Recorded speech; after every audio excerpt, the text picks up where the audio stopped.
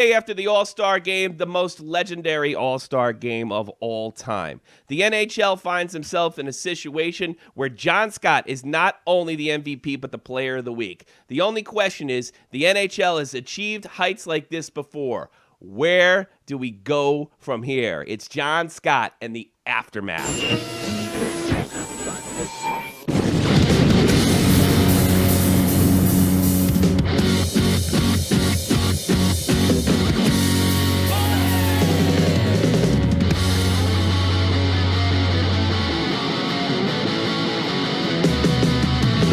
Yeah, welcome everybody. It's Malay Monday. I'm in the Cruiser Tommy C. My appointment today, none other than the great Jack Malay. Check out Jack Malay at the Jack Malay Hockey Show. He's on our front page in the Shot from the Point channel, so you can check him out. And then we also have a long time, the original Point Man, Chicago Dead on Dave. He's here. I got a couple of things to say. There's lots of exciting things to talk about. It's very clear that John Scott is the most popular hockey player in the world, at least now. And the story's legendary. We've covered it. You can read it all over the place. It's an FU to the NHL. It's about the little guy. Movie rights are being talked about. There was no surprise. I called that. I mean, this is but there's a lot of things I want to cover, including going up against the Pro Bowl, which I didn't know until it actually happened. But I think the most important thing going forward, something great happened to the NHL, and I can only compare this. And I know everybody's going to say, "Oh, you're a '94 obsessed guy." Yeah, maybe I am. But I could honestly say the 1994 Rangers raised the profile of the National Hockey League. Shortly after, they had a lockout. And I remember when the Los Angeles Kings won, when we started Shot from the Point. Dave, being a new hockey fan, getting involved, he had a lot of experience, a lot of sports, played sports. And I told him, after the Kings won, it raised the profile. Maybe not as quite as much as 94, but it definitely raised the profile of the league. People were excited. It was a great playoff. It was violent, rough, all sorts of storylines, not just with the Kings running the gambit in the Western Conference. The NHL locked out. The thing with this, there is so much that can be done with this. Where does the NHL go from here? And do they? And the most important question: we had an enforcer just win MVP. It's mind-boggling even just saying that. MVP in the NHL All-Star Game, right? Ratings have been shattered as far as the NHL is concerned. So this was a win-win situation, even though the Pro Bowl beat them. What do they do with this? Can they do anything with this? And does this push back something I proposed, maybe a ban on fighting or easing fighting out of the game a little less? I'm going to pass the ball to Jack first, or pass the puck. I guess that's what I got to say, so I can sound like a radio. That'd be more apt, I would think. I'm going to pass the puck to Jack. Pass Jack. Jack, the puck's on your stick. Scores. Yeah, the puck's on your stick. What are you going to do with it? What does this mean to fighting and enforcers in the future? I don't know if you guys know this, but sex and violence sells a lot of things. Like the NHL. That's why I'm here. Yeah, right. Yeah. Oh, that's the after party with Tommy. Yeah, let's get the NHL built its whole image on the fighting, the chaos, the physical nature, the checking, and that's what people want to see. They like the violent stuff. They like the hitting. They like the fighting. The players like it. Everyone loves it. I mean, you got to listen to your fans. The fans love this stuff, and I think last night was just another classic example of that. Okay. The Dead on Dave from Dead on Dave Productions. How do you feel about this? You have I'm going the opposite way. Okay. I feel and go the whole, completely opposite direction, because last night was not about fighting. It wasn't even about an enforcer, even though John Scott won the MVP. Do not be surprised if the NHL downplays all of that shit that happened with John Scott, because what was the big thing about last night? The success about the 3-on-3 tournament, which was the huge change, the big turnaround. It turned out to be exciting, captivating. Yes, John Scott had a big part to do with that, but do not be surprised if the NHL really downplays that, because that's going to help them further their agenda away from all that shit that you just talked about, even though it has built the game. I wouldn't be surprised whatsoever if we hear little or nothing about John Scott for a while until another team picks him up because they want to market him. Because do not be mistaken, John Scott is about the most bankable name in hockey. Yeah, right this second. Well, it's so funny. I don't think that, don't get pissed off at Dave. He's just telling you the truth. He's telling you what they're gonna do. I'm telling you what I'd like them to do. Yeah. Oh, I didn't know we were doing that. I didn't know we were playing that. Well, no. I think that's Good just cop, bad cop. It's a different game. I think that's just how the Jack's interpreted it. I think it's a good interpretation.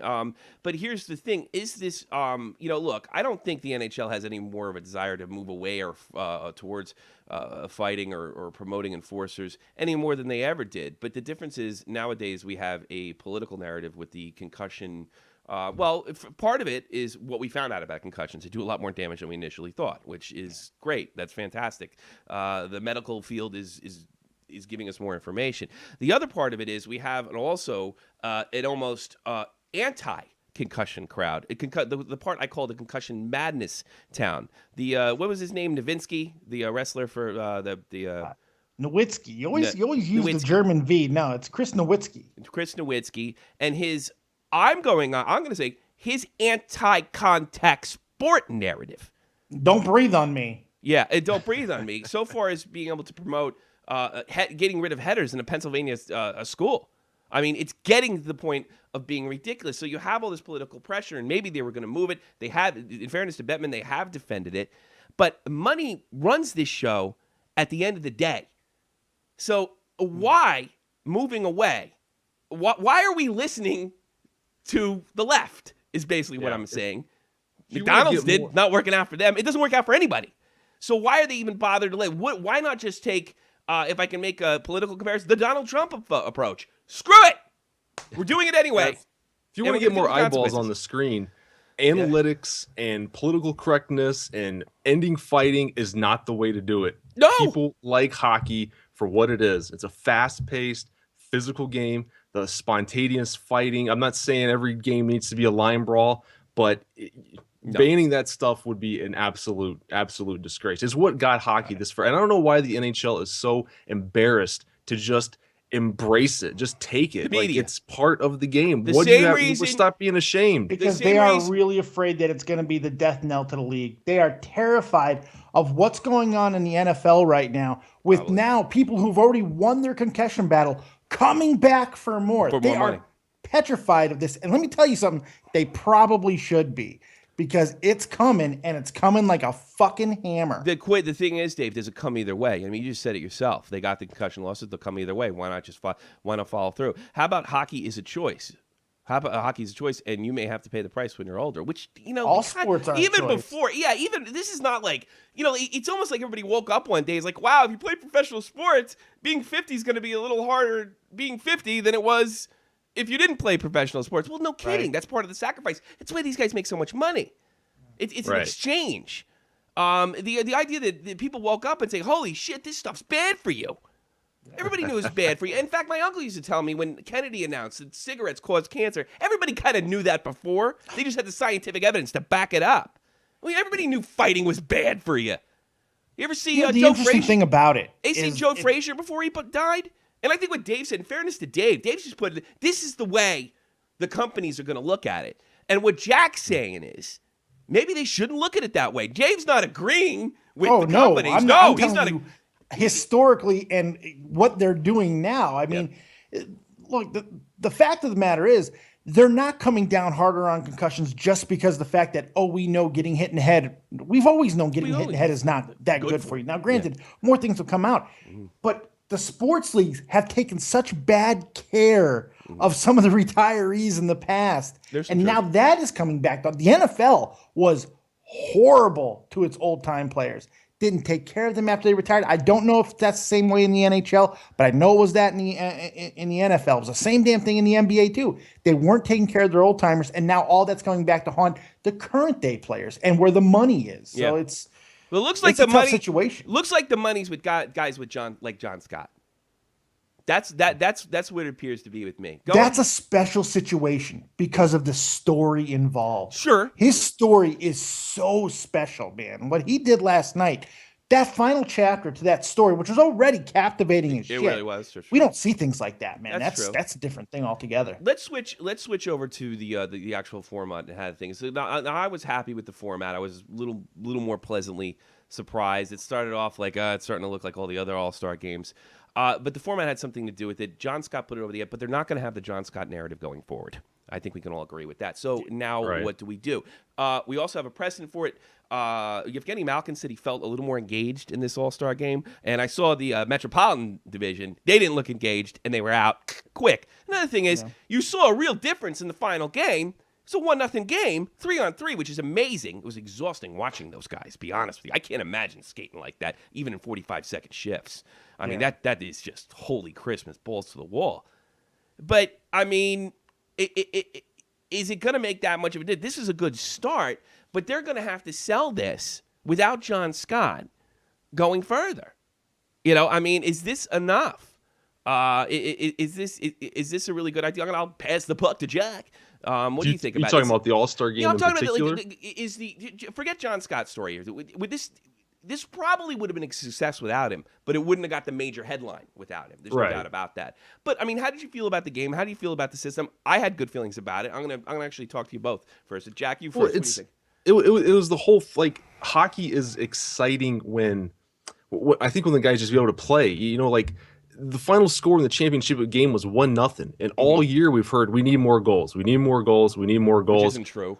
1-0 can be exciting. Yeah. Having the enforcer out there can be exciting. Like, the NHL, just like I said, they have this identity problem where they're constantly trying to change things. They're constantly trying to bring more eyeballs in instead of recognizing what got them there in the first place. Yeah, it's always funny because they always point to the Gretzky era.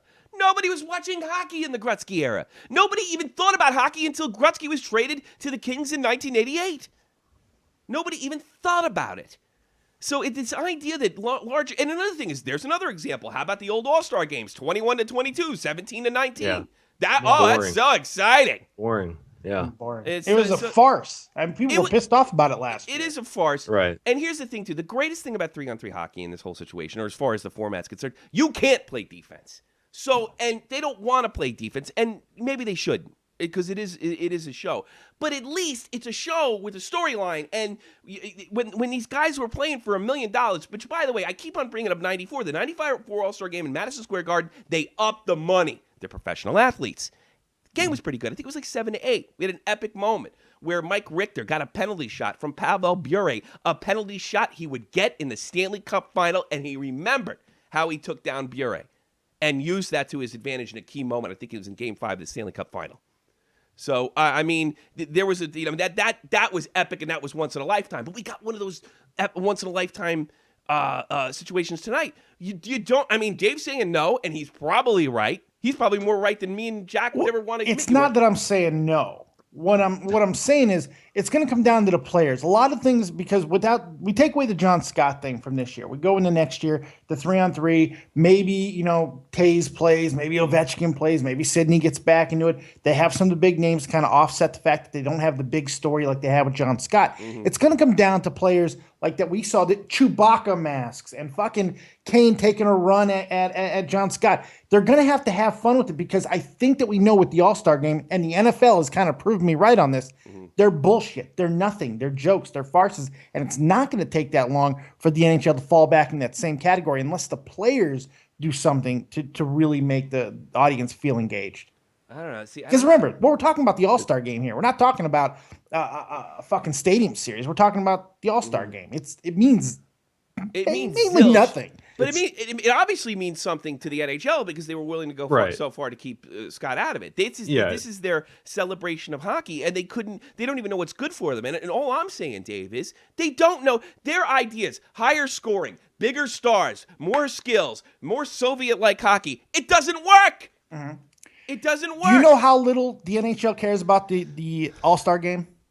I don't know. They put it against the Pro Bowl. They put it up against the Pro Bowl. That's how little they care. This one, their big fucking shining moment where they were changing the format, they still put it up against the Pro Bowl. The biggest sport in North America is football. It's not even a debate. And the Pro Bowl was unwatchable. Their All-Star game against the NFL. That's how little they care about their sport. And speaking of, they also shattered NBCSN records, which is fantastic for the league. That's good stuff. But they only shattered it because they backed into it. They did nothing. I'm sure all these jackasses are patting themselves in the back right now.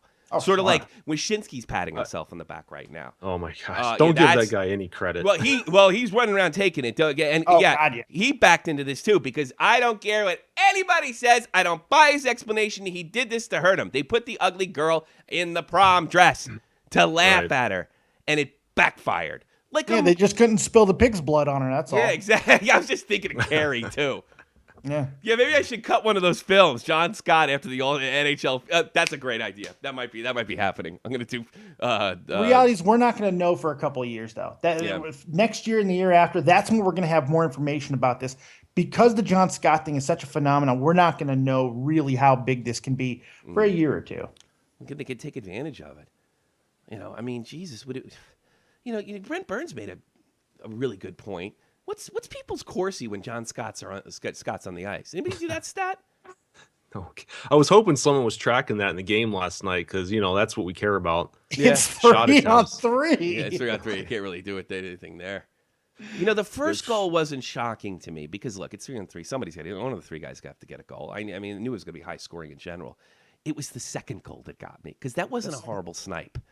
No. And then you could probably say maybe it was a Doughty, I guess, was on his head. I forget who was it. No, it wouldn't have been Doughty. They're in the same division.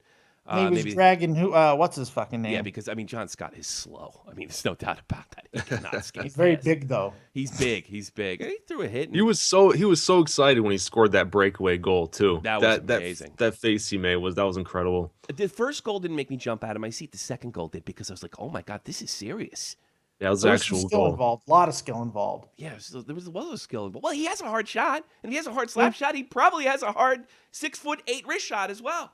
And he sunk that stuff. I don't think that goal even saw it. Whoever the hell he was up against. You want to talk about Mike Milbury real quick? How do you feel? I just gonna because I haven't asked you, Dave. Mike Milbury's shot, the donut shot at Scott. I mean, he's obviously just doesn't get it.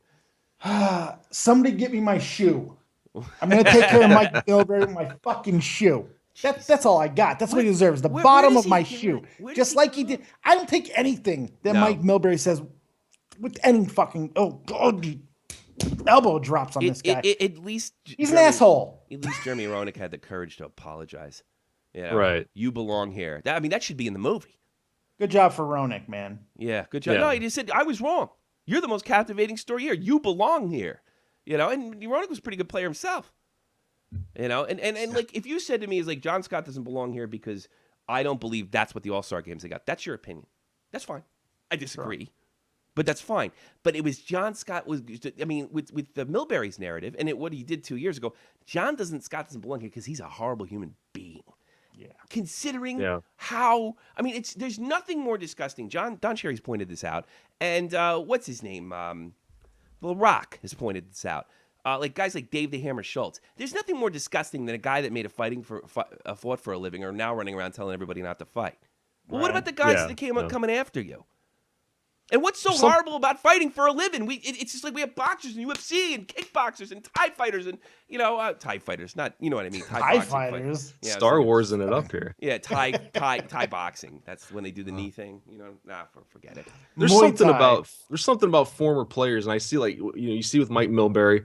I've seen it with guys like Matthew Barnaby, even Keith Jones, Nick Kyprios, all these guys. They go from being these, hockey players, one of the guys kind of stuff. The second they get in the media, the second it's like someone just rips their balls out and they just completely forget everything that they did in their career. And suddenly they're this elitist journalist, real sophisticated, real serious. And it's like, man, that's not how you played. It's so funny too. It's so funny that they do that because the journalists hate them. Because, I had to go to school for this. You only got this because you're a hockey player. You figure that would give you license. And Jeremy Roenick's not one of those guys. And I believe when Jeremy Roenick says, I don't think this belongs here. And fairness, he was a skilled player. So he may have a different take on it. Jeremy Roenick's a highly skilled hockey player. So he may have a different take. It just gets me this is your chance to screw these guys and say, screw you. We're one of the guys. Nick Kyprios, he was another one. He played for the Rangers. He was a goon.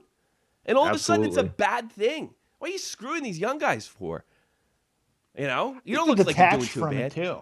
A lot of these guys played in different era, and they don't really know how to God. I don't know, associate with the current game. Maybe that's a part of it too. I don't You know. know, they're not there for their journalistic integrity or their journalistic skills. They're there because they played the game. 5 and years a lot ago. of the reason why they get so many of these different types of guys, they'll get the goon, they'll get the really skillful player. It's because they have different points of view. And some of them just forget that and just spout off the same old chicks. They want to keep their fucking jobs. I call it and that's John really what it Johnson, comes down to. But how much? Johnsoning it. Guess what? You don't get hero integrity credit for me if you're just doing it to keep your job.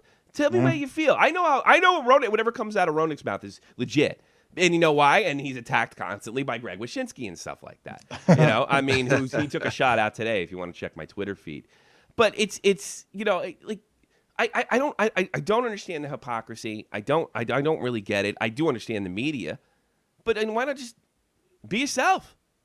You know, I mean, that's what they're hiring you for. I mean, 5 years ago, Mike Milbury, who this is total, I couldn't stand Pierre Maguire 5 years ago. He drove me crap. Now I know who Pierre is. He's kind of a weird guy. He knows a lot about college hockey. You know, he's not a bad person, and he's consistent. Mike Milbury called him a soccer mom 5 years ago when he was in Canada. How dare he? Look who's the soccer mom now. Just last year, Mike Milbury's talking about banning the hip check. You know? He wants to ban fighting as well. Ban fighting, ban the hip check from a guy who did one of the most reprehensible acts in hockey history. The hypocrisy is mind-boggling. Are you talking about the shoe incident or signing DiPietro to like a 30-year contract? Or we could also throw in the they're in the same boat. Trading Chara or being just charged running the Islanders into the ground in general. Being charged but not convicted of attacking a child. There's another one we could throw in. Yeah, that's my route. So I mean, like, do you have to work on being that apocryphal? What a dope! Why can't you let the guy shine? Natural. Maybe jealousy too. I never got invited to an All-Star game. His isn't right. I should have been, not him. What a joke. The only thing. And it's sad too, because that stuff. That's what I keep saying. That stuff was like fun to watch, man. Like that's the kind of the stuff that people get excited about. Remember when, you know, like I said, the sex and violence it sells. When the Flyers got rid of their Ice Girls and all the Flyers fans booed. They got him back. Flyers, though. Yeah, they brought him back, and all the journalists got all pissed off because, oh, this isn't politically correct and this is sexist and blah blah blah. That stuff sells. It brings eyeballs. It's what people want to see. Violence and sex. No one's watching a magician. They're watching freaking Die Hard and Terminator. Yeah, no, you're absolutely right. Because nobody wants. I think they get tricked by the social media shit too. I think that's a tricky situation to deal with because, unlike any time in history before, you'll see something negative constantly. It might only be 100, 200, 1,000 people.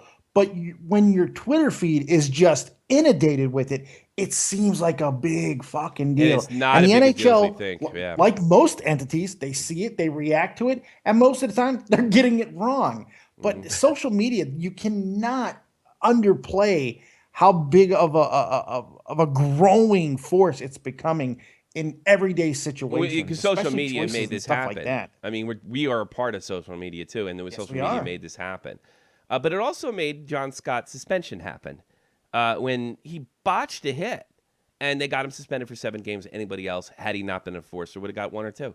I'm sorry, Drew Doughty makes the same hit that John Scott made on Louis Erickson, 2013. Yeah. 19 tickety. I guarantee you that Mike Milbury doesn't go on the air and say this guy's a goon. He doesn't belong in the league. He's an embarrassment. The Buffalo Sabres are an embarrassment. He doesn't do that. He just say he botched a hit and he should be suspended for it. John got 7 games. First time suspension. And that dope Brendan Shanahan went on and said, well, they used the fact that he'd never been suspended for that he should have known better. That's supposed to get you less games. There's another one, man. Yeah. Brendan Shanahan, the rough Brendan Shanahan. Oh, yeah, there's another guy. Stooge. And now he's up on his perch in Toronto, running them into the ground as well. So nothing worked for them this year. To be fair, he inherited a mess. So. Yeah, it's true. I think we got to give him. I mean, he got Bathcock in there. I think he made an interesting move. I know we're not exactly. I'm not ready to say that analytics means nothing. I'm not going that route. That seems a little too easy, dismissive for something I don't totally understand. Kyle Dubas, I thought it was an interesting move. It was definitely a forward-thinking move. We'll wait to see if it works or not. I honestly, in fairness to what's going on in Toronto, I do think it's a culture problem. They just got to clean house. That's it. Top to bottom, clean house. They're not even getting press anymore. They used to get press for being losers. They're not even getting that. We barely talk about the Leafs. We are in the Crease Show, which is daily hockey show at 3:30 Eastern Standard Time, every day, Monday through Thursday. 90% of our stuff was Leafs last year. Nothing. Nobody cares. Yeah. You know? Well, but now they've set themselves up for the future by getting Babcock and all that. So it's a little bit different now. Yeah. That it's kind of the same thing happened to the Cubs in baseball. I know we're talking about hockey, but baseball, same thing happened with the Cubs. They brought in a whole new regime, and then people stopped talking about the Cubs for a little while because they knew they were building something. Now the Cubs are a powerhouse. They look like they're going to be good for the next 5 to 10 years. Toronto might be in that same type of trajectory in a year or two. We don't know. It's still too early. But I think that's why we're not hearing a lot about them, because we expect them to be bad so they can continue to rebuild. I think so. So I think we could just say this. We could probably sort of close on this. What's the aftermath? Nobody knows. But the right thing to do is embrace this and not sweep it under the counter. But more than likely they won't. I think we all three of us can agree on that narrative for today. All three of us. Absolutely. You know. I think there's one final takeaway from it for me. Okay. And it's the 14, 15, 16-year-old kid who's playing hockey and is in America or in Canada. He's not the most skilled guy out on the ice. He can't pass with the greatest vision in the world. He may not have the best. He can't deke a trash can. He can't do any of that. But he can lead. Yeah. He's got heart. Maybe he sticks up for his teammates. He delivers a hit that changes the pace of the game. This kid just saw John Scott, something that we've never seen before, win the MVP in an NHL All-Star game. Yeah. This kid's life just got changed. This is hope. And I think it may have happened. This is hope. And that's something that's something huge. that's bigger than hockey. I mean, I'm sure the NHL execs are looking for money, but this was bigger than money. It's huge. This was bigger. It's than legendary. money. This is something of legend what we saw. This is once in a lifetime. That's I forget, some kid said, well, this is my. I think it's a kid in New Zealand, Carl Johnson. This is my first NHL All-Star game, and I'll tell you, you ain't gonna ever get better than this. Hey, the format may be good. I like the tournament format. It puts some pressure on the players. All right, you're out. They're so competitive. They might, I don't want to be here or what have you. But they're pretty competitive. When the money was on the line, they started playing some hockey. Yeah. And as Frenchie Ben was repeatedly trying to, in our big John Scott show, the legendary John Scott show, the goalies showed up as well, especially as time went on. We saw some nice saves. So, I mean, history was made last night. A storyline made last night. The only thing left to ask is who plays Jaromir Jagr in the film? Dave? Well, if Jack grows out his hair a little bit more, we can throw him in that role. Fuck it. I was thinking like Patrick Swayze or something. You could play. How tall are you? Well, too bad he's dead. How tall are you? Patrick Swayze's dead? Yeah, very dead. He's been dead for like 7 years. My bad, guys. Jesus. He had like every cancer in the world. Oh my gosh! But didn't he have a mullet at one point? Yes, he did. A Roadhouse, yeah. Roadhouse. That's what I was 30 years ago, for Christ's sake. My apologies to his family. I didn't know. No, jeez. I don't watch it. Your penance is to go watch Dirty Dancing. I know what you did for a living a couple years ago, and I have a feeling why you didn't know that. So there's a really good. I think I know why. Who plays Jaromir Jagr? Jaromir Jagr. Let me say this. Here's the movie right now. I'm going to talk about the movie real quick, and then we'll get out of here. These are the people that have to be in it. Jaromir Jagr, the grizzled veteran that doesn't want to be there, that gets inspired by this incredible moment of what he's taken for granted. Obviously, John Scott himself, the lovable guy that knows his limitations and understands the situation perfectly and plays it to a T. Just by being like, decency is the ultimate revenge because he stayed decent throughout the whole thing. I think that's the most important thing. Who else do we have? Greg Wyshynski has to be in it. The low-life dirtbag that comes out looking good after he tried to screw the guy and hurt him. Snaky reporter. Gary Bettman. Gotta have Bettman. Who should play Gary Bettman? I can think of who's the guy in the Stern movie that played the bad guy in the Stern movie. He's a really good actor. He has an Italian last name. He was in Lady in the Water, which is one of the worst movies I ever saw in my life. What's his name? Ribisi? Not Giovanni Ribisi. Brent Burns, Chewbacca, Frenchie Ben. Yeah. I think that guy should play Gary Bettman. And who's going to play me? Giamatti. Paul Giamatti. And who's going to play me? You know what? Because I deserve to be in a role in this film too. And you can more than likely, well, maybe nobody has to play me. Just use the video clips of my great John Scott speech So the Montreal Screwjob, the John Scott, which I'm very proud to announce, and I didn't know this. This thing was stuck at 200 hits. I don't know when it went up. We're up to almost 3,000 hits with that speech, which I think is some of my best hockey work ever. The Montreal Screwjob of John Scott, and the retention on it is incredible for this little channel. So I need to be in the movie too. I think don't they should show like they should show John's wife opening up an email in my speech, or just like as a news flash, or a montage of social media. Me, and they better pay me. I need money. That's some real monetization. Who does? Oh, yeah, here we go. Leave it to the chat. Subban is Yager. Paul Giamatti is a great actor. Danny DeVito is Batman. Good, Pure. That's a good one. That's a good pull. I like that. Yeah, Will Smith is Will Smith is PK Yager. How about that? All right, Will Smith is PK. We need Bergevin and Maloney. Let's see who plays. I wanted to that's interesting. Oh, yeah. Who's gonna play Pavelski? Who's gonna play Danny DeVito? That's really good, Pure. All right, MVP award for Pure and best line. Yeah, that would be really Danny DeVito.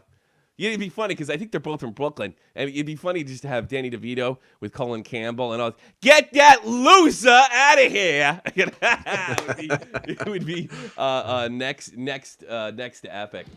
All right, I think we gotta end it, fellas. Thank you very much. Very special Jack Malay Monday. John Scott, the aftermath. The aftermath. Let's see. Anything else, Gary? Who would play John Scott? I mean, who's 6'8" in Hollywood? Some the wrestler, 6'8" maybe? thing would be hard, but Chris Pratt, I could just see him being fucking John Scott. But they got to make him doughy again. Well, if I do get played in the movie, who should play me? The social media guy that has so much influence that got John Scott on the team by making the Montreal Screwjob video. Who's going to play me? I think Seth Rogen could be Dave. Oh, yes. Yeah, that's right. Yeah. No, what's his name? Jonah Hill. Artie Lang could be me. Oh, Artie Lang is great. Artie Lang can play Dave. Bray Wyatt could be me. Bunch of guys. That would be awesome. I Chumlee from fucking Pawn Stars could play me. There's a bunch of guys. Just fatty with a beard. You're good. I want to know who's going to play me. I think Giovanni Ribisi should play me. I think we're around the same age, and he's a lot better looking than me. So maybe that's not hard though. I'm beautiful. I'm absolutely beautiful. Oh man, that would just be great. Can you imagine them approaching me? It's like I have to sign my name, my rights off, what have you. And if they come, I need to look at this contract. I gotta send it to my dad. I gotta get my contract, and I could be like, that's $100,000. I was like, I gotta think about this. You know what I mean? And get it up to over $200,000. Think about where to sign. Yeah. Think. And to use. Get out of my crate.